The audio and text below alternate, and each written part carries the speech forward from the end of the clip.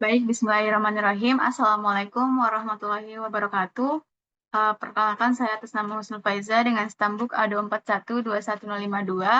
Di sini pada materi hari ini kita akan membahas terkait dengan akselerator linear, di mana ini merupakan tugas dari mata kuliah pendahuluan fisika inti. Langsung saja kita masuk pada pembahasan pertama, yaitu terkait dengan pengertian dari akselerator linear. Jadi, linear akselerator atau yang biasa kita singkat dengan LINAC ini merupakan akselerator partikel yang digunakan untuk mengakselerasi partikel seperti elektron, proton, atau atom berat lain dalam bentuk lintasan yang lurus. Nah, partikel ini disimpan pada salah satu sisi, kemudian diberikan medan listrik dari perbedaan potensial yang sangat tinggi sehingga partikel itu mengalami percepatan dan juga pelepasan energi. Nah, pada tingkatannya itu ada 5 tingkatan generasi alat berdasarkan nilai energinya. Pada tingkatan pertama, yaitu foton energi rendah, itu mencapai 4 sampai dengan 6 megavolt. Di sini, pada generasi pertama ini, dia itu memiliki sinar radiasi yang lurus, dan juga pisau simetri, dan juga transmisi tunggal bilik ionisasi, dan juga menggunakan pemasangan yang masih isosentrik. Nah, yang kedua itu, foton energi sedang itu mencapai 10 sampai 15 megavolt dan juga elektron. Nah, di sini dia itu targetnya itu bergerak dan menggunakan filter yang rata, transmisi ganda bilik ionisasi dan juga menggunakan corong elektron. Nah, pada generasi ketiga itu menggunakan foton energi tinggi, di mana itu dia mencapai 18 sampai dengan 25 megavolt. Nah, di sini dan juga dia menggunakan elektron. Di sini dia itu menggunakan energi foton yang double, kemudian energi elektronnya itu menggunakan energi elektron yang ganda, serta paparannya itu ganda. Nah, yang pada generasi keempat itu menggunakan foton dan elektron energi tinggi, di mana itu dia memiliki kontrol dengan menggunakan komputer, menggunakan sistem pemindaian tubuh, menggunakan Electronic Portal Imaging Device atau EPID, dan juga pengaturan dosis radiasi itu menggunakan multi-leaf collimator atau MLC.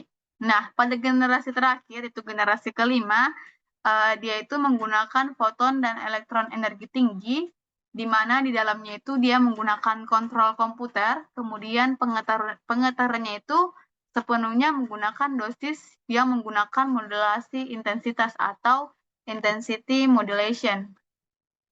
Nah, selanjutnya itu terkait dengan cara kerja LINAC. Jadi, seperti yang kita tahu bahwa linear accelerator ini merupakan alat yang digunakan untuk mengakselerasi atom atau partikel yang mengalami percepatan sepanjang lintasan lurus akibat perbedaan potensial antara katoda di antara lintasan tersebut. Nah, akselerator ini juga mengandung gaya listrik dan juga gaya magnet untuk mengontrol arah gerak dari partikel tersebut.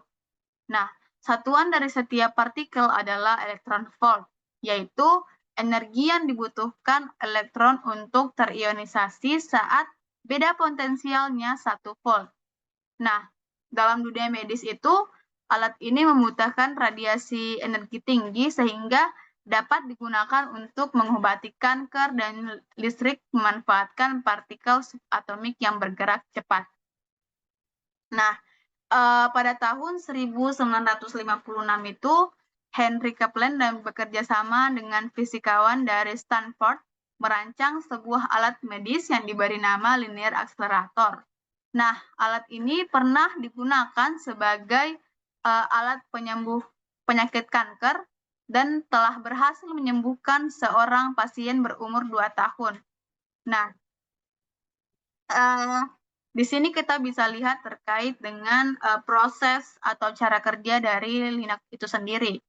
Nah, di sini LINAC itu menghasilkan energi tinggi seperti pada prinsip sumber radiasi sinar X dengan mempercepat elektron yang telah diekstrak dari lapisan permukaan logam. Nah, berkas elektron yang dihasilkan ini akan dipercepat melewati pandu gelombang dan menghasilkan energi yang lebih besar mencapai daerah satuan kiloelektron volt hingga mega elektron volt. Nah, elektron yang dipercepat ini akan melewati ruang daerah vakum dengan menghasilkan kecepatan mendekati kecepatan cahaya. Nah, elektron yang dipercepat ini melewati sebuah plat logam sehingga terjadi tumbukan. Sinar X energi tingkat tinggi ini akan terhambur dari target. Nah, berdasarkan teori Planck, setiap foton itu memiliki energi sama dengan konstanta Planck atau H dikali dengan frekuensi.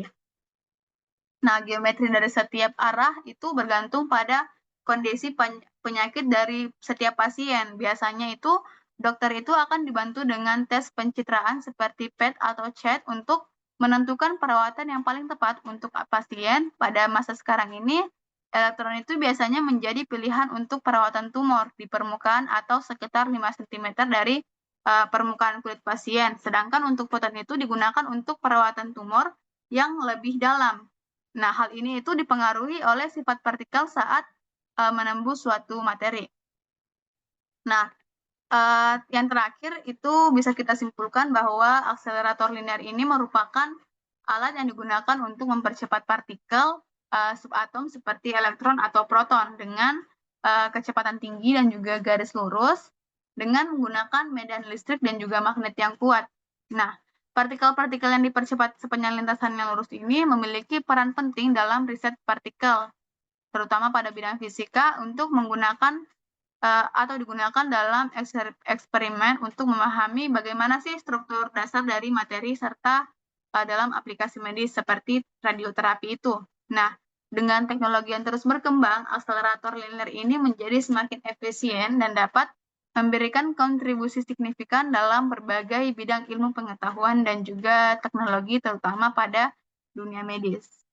Nah, mungkin itu saja yang bisa saya sampaikan terkait dengan akselerator linear ini. Atas perhatiannya, saya ucapkan terima kasih. Wassalamualaikum warahmatullahi wabarakatuh.